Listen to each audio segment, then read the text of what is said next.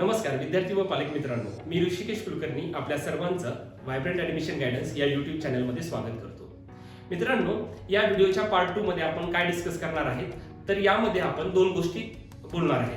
त्यामध्ये सर्वप्रथम अशी गोष्ट आहे की इन्स्टिट्यूशनल लेवल राऊंड मध्ये जो होणार आहे तर कोणते विद्यार्थी इलिजिबल आहेत आणि इंडिव्हिज्युअल कोर्सेससाठी म्हणजे BMS साठी कशा प्रकारे इलिजिबिलिटी आहे, BHMS साठी कशा प्रकारे आहे, अप टू BSc नर्सिंग हे आपण इथे डिस्कस करणार आहेत. सर्व म्हणजे खूप महत्त्वाचे आहे इलिजिबिलिटी, कोणते विद्यार्थी इलिजिबल आहेत ते हे कळणं, कारण की बऱ्याचशा पालकांच्या मनामध्ये याबद्दल कन्फ्युजन आहे. त्यानंतर आपण व्हिडिओच्या अगदी शेवटी काय पाहणार आहे तर व्हिडिओच्या शेवटी आपण BMS चा कट ऑफ मॉपअप राऊंड 2 पर्यंत काय आलेला होता, ओव्हरऑल कट ऑफ प्रत्येक कॅटेगरी वाईज काय होता हे आपण इथे डिस्कस करणार आहे. पार्ट 1 मध्ये आपण इन्स्टिट्यूशनल लेवल राऊंड म्हणजे काय असतं, इन्स्टिट्यूशनल लेवल राऊंड साठी टाइम टेबल कशा प्रकारे दिलेला आहे हे डिस्कस केलेलं आहे. ज्या विद्यार्थ्यांनी यापूर्वीचा व्हिडिओ पाहिलेला नाहीये त्यांनी आधी सर्वप्रथम तो व्हिडिओ पाहायचा आहे. तर आपण पाहूया या नोटीसमध्ये एक्झॅक्टली काय सांगितलेलं आहे. Eligibility criteria for BAMS, BHMS, BUMS, BPTH, BOTH, BASLP, BPO and BSc nursing courses at institute level round for vacant state quota seats. तर यामध्ये सर्वप्रथम पाहूया आपण त्यांनी काय सांगितलं तर इलिजिबिलिटी फॉर आयुर्वेदा कोर्स म्हणजे फक्त BMS साठी इलिजिबिलिटी काय काय आहे. Candidates registered with state CET for state quota who are not admitted in any health science courses are eligible. ज्या विद्यार्थ्यांनी स्टेट CET सेल मध्ये रजिस्ट्रेशन केलेलं आहे म्हणजे फॉर्म भरलेले आहे आणि कुठेही ऍडमिशन नाही घेतलेलं असे विद्यार्थी हे इलिजिबल आहेत. त्यानंतर candidates who are admitted in homeopathy म्हणजे BHMS, BUMS, BPTH, BOTH, BSLP, BPO and BSc nursing courses are also eligible. म्हणजे ज्या विद्यार्थ्यांनी BHMS साठी ऍडमिशन घेतलेलं आहे, खूप महत्त्वाचा पॉईंट आहे, BHMS, BUMS up to BSc nursing म्हणजे BMS सोडून इतर बाकीच्या कोर्सेससाठी ऍडमिशन ज्या विद्यार्थ्यांनी घेतलेलं आहे असे विद्यार्थी देखील इलिजिबल आहेत. त्यानंतरचा पॉईंट काय, candidates who are admitted in private Ayurveda colleges are eligible for government और government aided Ayurveda colleges only. खूप महत्त्वाचा पॉईंट आहे. याच्यामध्ये काय सांगितलंय, candidates who are admitted in private Ayurveda म्हणजे ज्या विद्यार्थ्यांनी प्रायव्हेट कॉलेजमध्ये BMS साठी ऍडमिशन घेतलेले आहे असे विद्यार्थी फक्त गव्हर्नमेंट आणि गव्हर्नमेंट एडेड कॉलेजसाठी BMSच्या इलिजिबल आहेत इन्स्टिट्यूशनल लेवल राऊंड साठी. याचाच अर्थ काय होतो, एखाद्या विद्यार्थ्यांनी जर प्रायव्हेट कॉलेजमध्ये ऍडमिशन घेतलं असेल तर तो विद्यार्थी दुसऱ्या प्रायव्हेट कॉलेजसाठी इलिजिबल नाही. म्हणजे ज्या विद्यार्थ्यांना कॉलेज ऑलरेडी भेटलेलं आहे मॉपअप राऊंड 2 मध्ये, मॉपअप राऊंड 2 पर्यंत यांच्यासाठी आपण हे पॉईंट डिस्कस करतोय. परंतु ज्या विद्यार्थ्यांना आता मॉपअप राऊंड 2 पर्यंत एकही कॉलेज भेटलं नाही, पहिल्या राऊंड पासून शेवटच्या राऊंड पर्यंत कोणतंही कॉलेज भेटलं नाही असे विद्यार्थी गव्हर्नमेंट ॲडेड प्रायव्हेट सर्व कॉलेजेससाठी इलिजिबल आहेत. परंतु ज्यांना प्रायव्हेट कॉलेज भेटलंय असे विद्यार्थी फक्त गव्हर्नमेंट आणि गव्हर्नमेंट ॲडेड साठीच इलिजिबल आहेत असं हे या पॉईंट मध्ये सांगितलेलं आहे. खाली काय सांगितलंय, candidates who are admitted in government aided Ayurveda colleges are eligible for government Ayurveda colleges म्हणजे जे गव्हर्नमेंट ॲडेड मध्ये ज्यांनी ऍडमिशन भेटलेलं आहे, गव्हर्नमेंट आणि गव्हर्नमेंट ॲडेड वेगवेगळे कॉलेज आहेत, ज्यांना गव्हर्नमेंट ॲडेड मध्ये ऍडमिशन भेटलंय असे विद्यार्थी फक्त गव्हर्नमेंट कॉलेजसाठी इलिजिबल आहेत, ते पुन्हा गव्हर्नमेंट ॲडेड साठी इलिजिबल नसतात.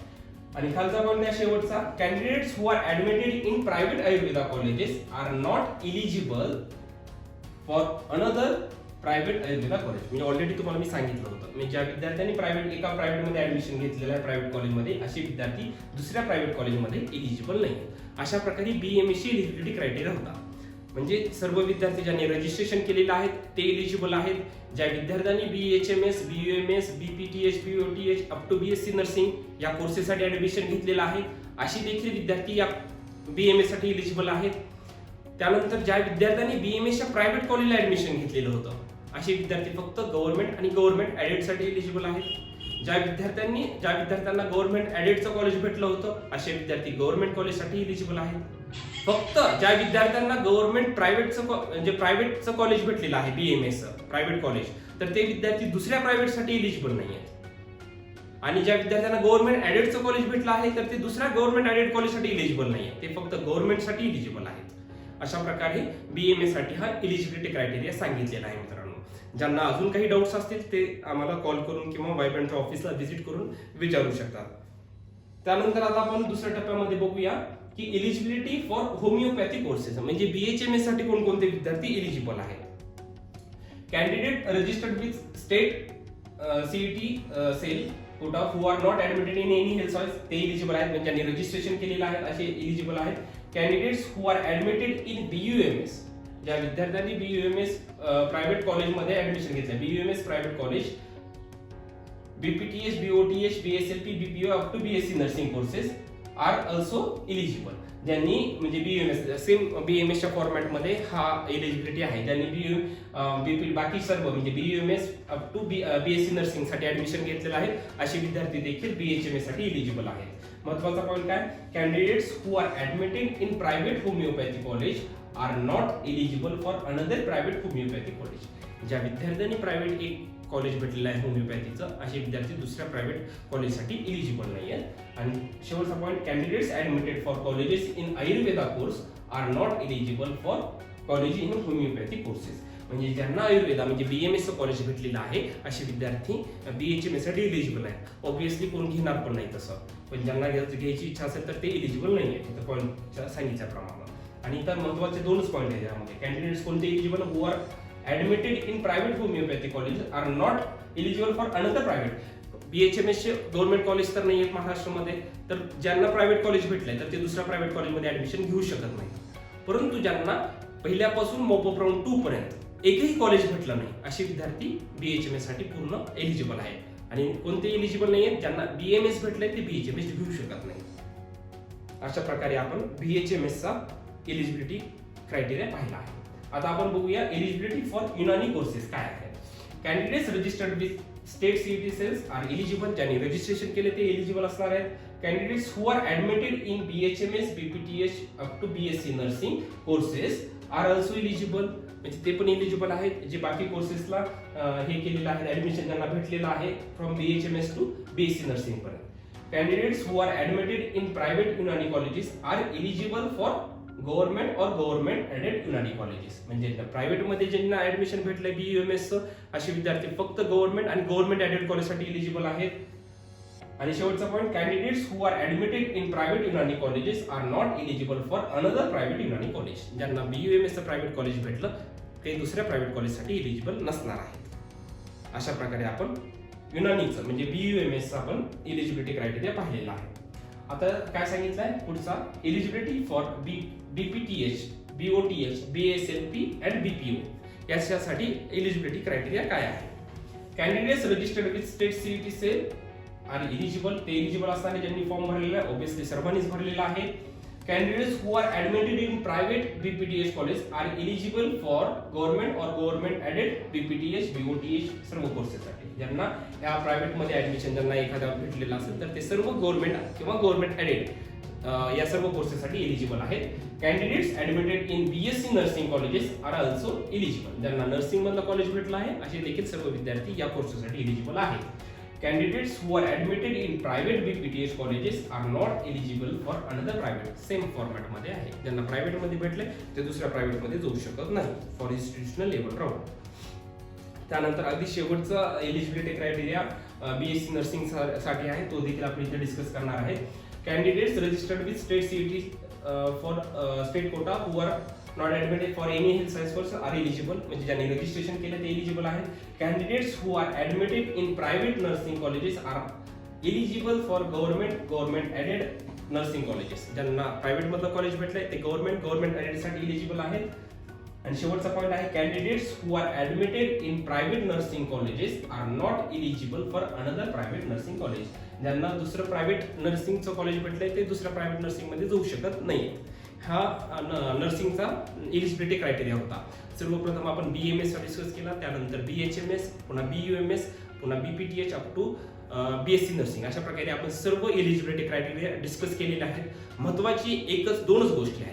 ज्या विद्यार्थ्यांना एखादं प्रायव्हेट कॉलेज भेटलेलं असेल तर ते विद्यार्थी दुसऱ्या प्रायव्हेट कॉलेजमध्ये जाऊ शकत नाही, because it's institutional level round. हे मॉपअप राऊंड किंवा सिलेक्शन राऊंड नाही आहे फर्स्ट किंवा सेकंड की आपलं अपग्रेडेशन होईल दुसरीकडे, असं बिलकुल नाही आहे. एकतर तुम्हाला प्रायव्हेट कॉलेज आधी भेटलं असेल तर तुम्ही फक्त गव्हर्नमेंट कॉलेजला अप्रोच करायचा आहे. विद्यार्थ्यांनी टाइम वेस्ट करायचा नाहीये की दुसऱ्या प्रायव्हेट कॉलेजमध्ये जाऊन फॉर्म भरायचे, हा टाइम वेस्ट बिलकुल करायचा नाही. ते एलिजिबलच नाही ज्यांना कॉलेज भेटलं नाही ते. परंतु ज्यांना काहीच नाही भेटलं असे विद्यार्थी गव्हर्नमेंट आणि प्रायव्हेट अशा सर्व ठिकाणी जाऊन फॉर्म भरू शकतात आणि ऍडमिशन घेऊ शकतात मित्रांनो. आणि आता खाली एक महत्वाचा त्यांनी एक सेक्शन दिलेला आहे. याच्यामध्ये त्यांनी एलिजिबिलिटी दिलेली आहे. 2 गोष्टीची एलिजिबिलिटी आहे. एलिजिबिलिटी ऑफ नीट, एक नीट एक्झामची एलिजिबिलिटी, आणि HSC म्हणजे 12वीची PCB फिजिक्स केमिस्ट्री बायोलॉजी यामधल्या मार्क्सची फॉर व्हेरियस कोर्सेस यामधल्या मार्क्सची एलिजिबिलिटी दिली आहे. हे खूप महत्त्वाचं आहे. ऍडमिशनला जेव्हा तुम्ही कॉलेजला जातात तर जे कॉलेजमध्ये ऍडमिशनसाठी असतात स्टाफ, तर ते हे एलिजिबिलिटी आधी चेक करतात. बेसिक एलिजिबिलिटी हे आहे की तुमची नीटची आणि HSC मध्ये तुम्ही एलिजिबल आहेत का. ज्या विद्यार्थ्यांना माहीत नाही आहे, ज्या पालकांना याबद्दल अवेअर नाही, माहीत नाही, अशांनी हे खूप बघणं गरजेचं आहे. यामध्ये कोर्स कोणता आहे? BMS, BHMS, BUMS. For BUMS आता BMS, BHMS, BUMS साठी नीटचा आणि HSCचा क्रायटेरिया काय आहे ते पाहणार आहे. परंतु BUMS साठी काय असतं? युनानीसाठी उर्दू किंवा Persian is must at 10th standard. 10वी मध्ये तुमचं उर्दू लँग्वेज पाहिजे किंवा पर्शियन, दोन्हीपैकी एक लँग्वेज पाहिजे BUMS साठी.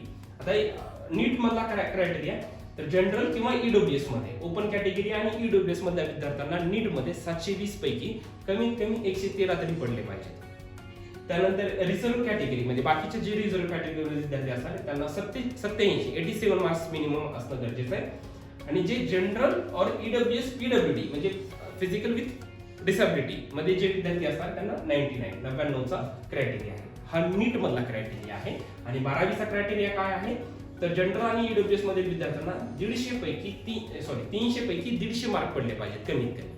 म्हणजे तुमचं 50% तरी ग्रुपिंग असली पाहिजे फॉर जनरल EWS कॅन्डिडेट्ससाठी. जे विद्यार्थी रिझर्व्ह कॅटेगरीमध्ये असणार आहेत त्यांना 120 मार्क्स मिनिमम आले पाहिजेत.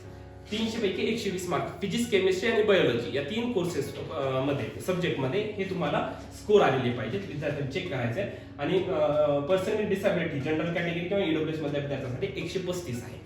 हे 12वीचा एलिजिबिलिटी क्रायटेरिया आहे. BSc नर्सिंग मध्ये काय? फक्त तुम्ही जस्ट नीट अपियर पाहिजे. There is no any marking criteria for BSc nursing. तुम्हाला नीट मध्ये एवढेच मार्क पडले पाहिजे असं बिलकुल नाही, जस्ट तुम्ही अपियर्ड असले पाहिजेत. आणि 12वीचा तेवढा क्रायटेरिया आहे. जनरल EWS मध्ये विद्यार्थ्यांना 135 मार्क पडले पाहिजेत आउट ऑफ 300. आणि रिझर्व्ह कॅटेगरीमध्ये विद्यार्थ्यांना 120 मार्क असणं गरजेचं आहे. त्यानंतर BPTH, BOTH, BSLP आणि BPU या कोर्सेससाठी just you have to qualify NEET म्हणजे नीट क्वालिफाय असलं पाहिजे आणि तुम्ही HSC पास झालेलं पाहिजे. There is no any other criteria. तुम्ही फक्त HSC पास होणं गरजेचं आहे. हा एक्झॅक्टली इन्स्टिट्यूशनल लेवल राऊंडसाठी एलिजिबिलिटी क्रायटेरिया प्रत्येक कोर्स वाईज बघितलेला आहे.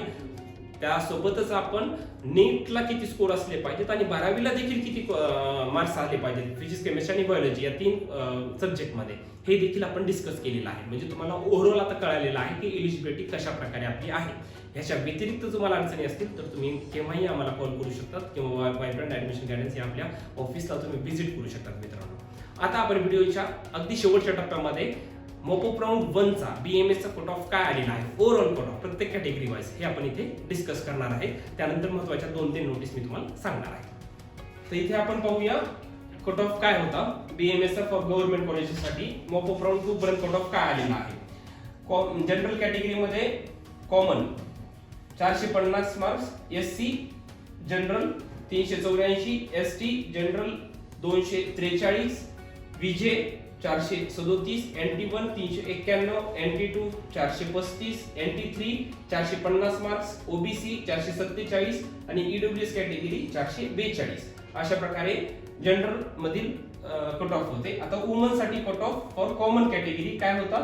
453 woman, SC 390, ST 249, woman VJ 435, NT1 385, NT2 438, NT3 455, OBC 447 आणि EWS वुमन 442 मार्क्स. अशा प्रकारे हा कट ऑफ आहे. आता आपण प्रायव्हेट BMSचा मोपॉप राऊंड 2 पर्यंत कट ऑफ काय आला होता ते इथे डिस्कस करूया. General common 326 marks, general SC 324, general ST 181, VJ 325 marks, NT1 322 marks, NT2 326 marks, NT3 326 आणि OBC 325 मार्क्स. आता आपण बघूया common woman 326, SC woman 326, ST woman 179, VJ woman 327, NT1 woman 323, NT2 323, NT3 327 आणि OBC वुमन 326. अशा प्रकारे हा mop up round 2 चा cut off होता मित्रांनो. अशा प्रकारे आपण कट ऑफ देखील डिस्कस केलेला आहे. प्रिव्हियस राऊंड पर्यंत काय होता, ओव्हरऑल आपण काय काय डिस्कस केलेलं आहे, इन्स्टिट्यूशनल लेवल राऊंड हा कशा प्रकारे होणार आहे, इन्स्टिट्यूशनल लेवल राऊंडचा टाइम टेबल कशा प्रकारे आहे, त्यानंतर इन्स्टिट्यूशनल लेवल राऊंडसाठी कोणते विद्यार्थी प्रत्येक कोर्सेससाठी कशा प्रकारे एलिजिबल आहेत हे देखील आपण डिस्कस केलेलं आहे. एकंदरीत आता हा ऍडमिशन प्रोसेसचा सगळ्यात शेवटचा टप्पा आहे मित्रांनो. यानंतर admission process cut off date आलेले आहेत. ऑलरेडी BMS BDS चा टाइम टेबल संपलेला आहे. आता हा AYUSH courses up to BSc nursing पर्यंतचा हा शेवटचा टप्पा आहे. इथपर्यंत सर्व विद्यार्थ्यांना आपण अगदी काळजीपूर्वक हेल्प केलेली आहे. तरी देखील हा शेवटचा टप्पा आहे. कोणत्याही विद्यार्थ्यांनी पालकांनी निष्काळजीपणाने राहायचं नाहीये. शेवटपर्यंत अगदी त्याच प्रयत्नाने शेवटपर्यंत या ऍडमिशन प्रोसेसमध्ये राहायचं आहे मित्रांनो. हा शेवटचा टप्पा आहे. इन्स्टिट्यूशनल लेवल राऊंड मध्ये जर तुम्ही अगदी काळजीपूर्वक सर्व ठिकाणी धावपळ केली तर नक्कीच प्रत्येक विद्यार्थ्याला या राऊंडचा बेनिफिट भेटत असतो. त्याच्यामुळे जास्तीत जास्त विद्यार्थ्यांनी प्रत्येक कॉलेजला जाऊन अप्लाय करायचं पाहायचं आहे. जास्तीत जास्त जागा शिल्लक राहतील त्या विद्यार्थ्यांनी शेवटच्या राऊंड पर्यंत, जरी तुमचा सिलेक्शन पहिल्या सिलेक्शन लिस्ट मध्ये जरी नाव नसेल तरी वेटिंग लिस्ट मध्ये असणारे, पहिल्या लिस्ट मध्ये नाव नाहीये तर तुम्ही शांत बसायचं नाहीये, वेटिंग लिस्ट मध्ये असू शकतं, त्याच्यानंतरच्या खालच्या वेटिंग लिस्ट मध्ये असतं. कारण की काय होतं थोडक्यामध्ये, एखाद्या विद्यार्थ्याने आता एक सपोज एखादा विद्यार्थी आहे तो एकाच कॉलेजला अप्लाय नाही ना करणार, तो साधारणतः 8 ते 10 कॉलेजला, कमीत कमी 15-20 कॉलेजला अप्लाय करणार आहे. सपोज त्याचा एखाद्या कॉलेज नंबर लागला तर ऍट अ टाइम त्याचा 4-5 कॉलेजला नंबर लागेल. सपोज त्याने 10 कॉलेजला अप्लाय केलं, त्यातला 5 कॉलेजला त्याचा नंबर लागलाय, 5 कॉलेजला त्याचा नंबर लागलाय, तर त्याला एकाच कॉलेजमध्ये ऍडमिशन घेता येणार आहे. तर तो एका कॉलेजमध्ये ऍडमिशन घेईल, राहिलेल्या 4 कॉलेजमध्ये त्याची जागा शिल्लक राहणार आहे. मग तिथे आपल्याला खालचे जे वेटिंग लिस्ट मध्ये विद्यार्थी आहेत त्यांना त्याचा फायदा होणार आहे. त्यामुळे मी सांगतोय की तुम्ही शेवटपर्यंत वेटिंग लिस्ट पर्यंत अगदी 15 म्हणजे कट ऑफ डेट पर्यंत प्रयत्न करायचा आहे. विद्यार्थ्यांना नक्कीच कॉलेज भेटेल.